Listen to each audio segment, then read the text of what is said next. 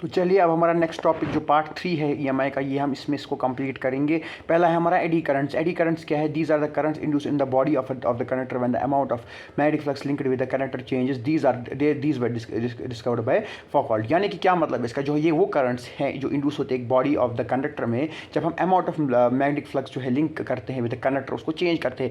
मतलब ये भी वैसा ही कंसेप्ट है जो हम पहले पढ़ते थे, फ्लक्स जैसा ही। तो ये वो उतना कुछ फर्क नहीं है। तो ये क्या बोल रहा है यहाँ पे, करंट जो इंड्यूस होता है बॉडी में ऑफ द कंडक्टर, यानी कि कंडक्टर के बॉडी में जो करंट इंड्यूस होते हैं जब हम अमाउंट ऑफ मैग्नेटिक फ्लक्स जो है वो लिंक जो हुआ है कंडक्टर के साथ उसको चेंज करेंगे। These were discovered by Foucault. इसको हम फौकॉल्ट से ने डिस्कवर किया था। अब हमारे एग्जांपल की बात करें, when we move in a metal plate out of a magnetic field, यानी कि उसको हम मैग्नेटिक फील्ड से बाहर निकाल देंगे। ठीक है। The conduction electrons making up the induced current making up the induced current whirl about within the plate as if they were caught in an eddy whirlpool of water. This is called the eddy current. देखो example यहाँ पे इसने दी है। पहले तो आपको example उतनी यहाँ पे, लेकिन फिर भी एग्जांपल एक इंपॉर्टेंट चीज़ है यहाँ पे, क्योंकि हमें देखना है ना कि कैसे समझ तो आपको तभी आता है। देखो पहले हमने देखेंगे इसमें एग्जांपल, उसके बाद उसको रिपीट करेंगे एक बार। क्या बोला इसने, जब हम एक मेटल प्लेट को निकालेंगे मैग्नेटिक प्लेट से बाहर, एक मेटल प्लेट को इमेजिन करिए, उसको हमने बाहर निकाला, इससे मैग्नेटिक फील्ड से हमने उसको बाहर निकाला। ठीक है। तो उससे क्या होगा, जो कंडक्शन इलेक्ट्रॉन जो है जो बनाते हैं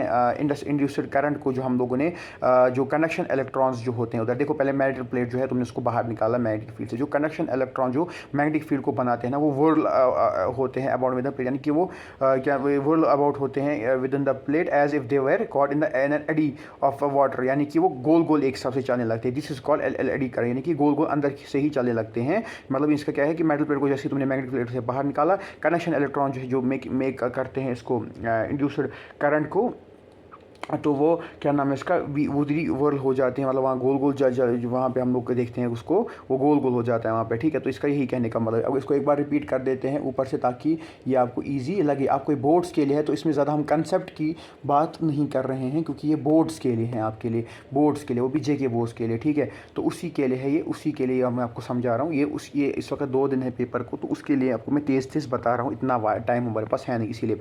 तो हाँ, क्या बोल रहा था मैं आपको, हम टॉपिक से भटकते नहीं हैं। जो हमारे पास करंट जो है इंड्यूस होता है बॉडी में ऑफ द कंडक्टर, जो मतलब जो भी हमारा करंट इंड्यूस हुआ बॉडी, किसी भी जो बॉडी है कंडक्टर की, उसमें जो इंड्यूस करंट जो होता है वो जो है वो जब हम लोग चेंज करते हैं इसको मैग्नेटिक फ्लक्स को, तो वहाँ पे जो है क्या नाम इसका, वही करंट्स जो है उनको हम एडी करंट्स बोलते हैं। क्या बोल रहा था मैंने अच्छे से नहीं बोला, सॉरी, मेरा अच्छे से नहीं बोला। मैंने क्या बोला, ये वो करंट जो जब इंड्यूस होते हैं किसी कंडक्टर में, जब हम मैग्नेटिक फ्लक्स को चेंज करते हैं जो कि लिंक होता है विद द कंडक्टर, उस मैग्नेटिक फ्लक्स को चेंज करते हैं। ये फौकॉल्ट साहब ने बोला। उसके बाद हमने बोला, जब हमने एक मेटल प्लेट को मैग्नेटिक फील्ड से बाहर निकाल देते हैं, तो उस वक्त जो कंडक्शन इलेक्ट्रॉन्स जो है जो बनाते हैं उस इंड्यूस्ड ये है वो करंट को, वो व्हर्ल अप हो जाती है, यानी कि वो बीच में गोल गोल कर लगते हैं। उसी को बोलते हैं इन अ व्हर्लपूल। उसी को हम यहाँ पे एडी करंट बोलते हैं। ठीक है। Whirl about within the plate as if they were caught in the eddy of the water. ठीक है।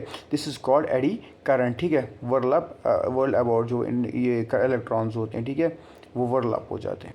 जो आई होता है हमारा, वो होता है V/R, या E/R भी हम लिख सकते हैं, induced EMF divide by resistance. तो हमें पता है जो इंड्यूस्ड EMF होता है वो -dφ/dt होता है। तो जो डायरेक्शन ऑफ द क्या नाम है इसका, एडीज करंट जो हम लोग निकालते हैं, जो एडी करंट की जो डायरेक्शन होती है वो हम लेफ्ट हैंड थंब रूल्स से निकालते हैं। ठीक है। लेफ्ट हैंड थंब रूल से।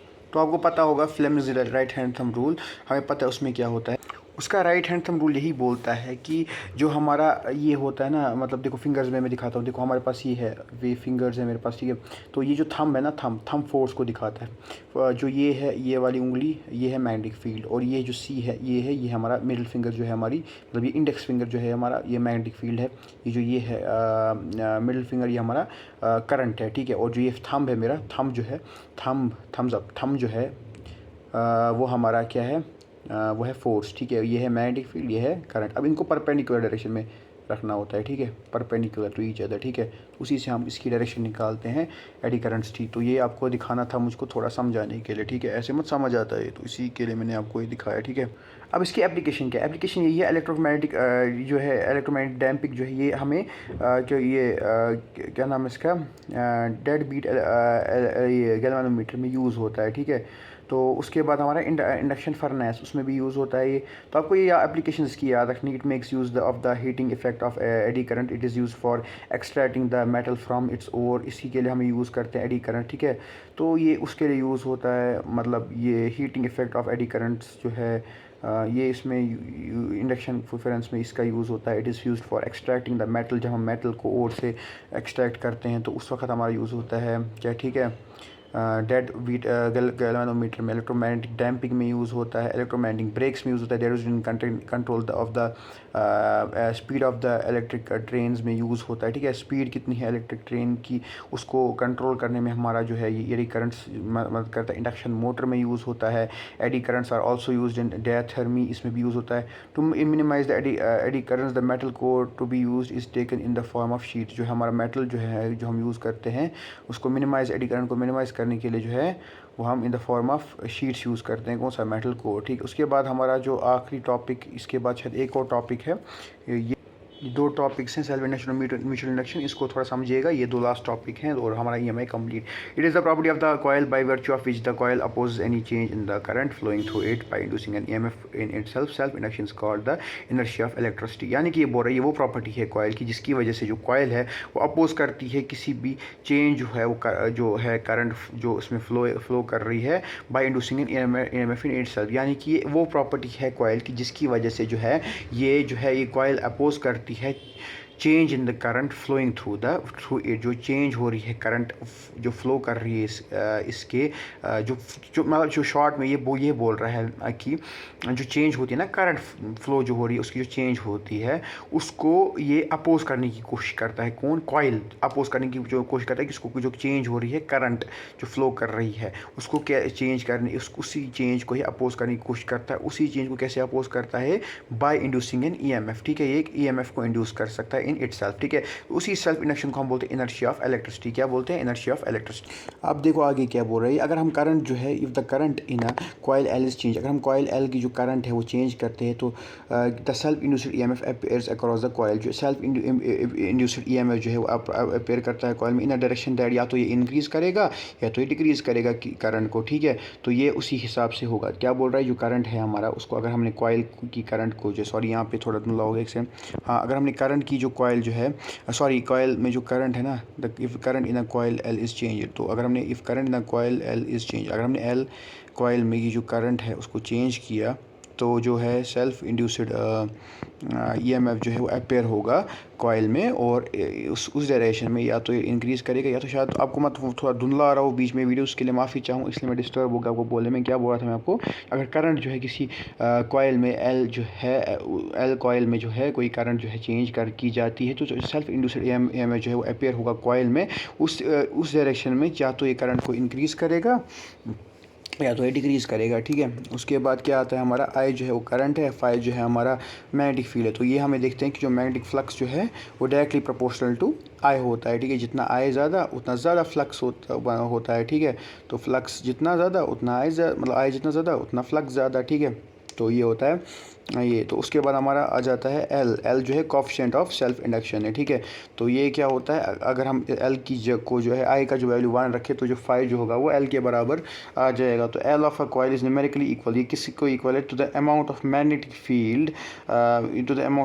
Field linked with the coil when unit current is flows through it, यानी कि ये वो मैग्नेटिक फील्ड है फ्लक्स है, सॉरी लिंक, मतलब अमाउंट ऑफ मैग्नेटिक फ्लक्स जो है जो लिंक होता है कॉइल में जब एक यूनिट करंट जो है उसमें, मतलब जब हम यूनिट करंट किसी कॉइल से पास करें तो उसमें कितना मैग्नेटिक फ्लक्स जो है वो लिंक हुआ है, ठीक है।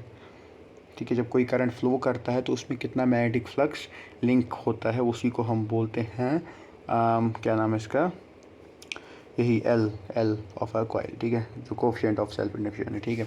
तो उसके बाद हमने देखेंगे ई जो है हमारा D phi by D T है, तो आप फाई की जगह एल आई लिख सकते हो, तो एल को बाहर निकाला वो कांस्टेंट है तो D I by D T लिख सकते हो।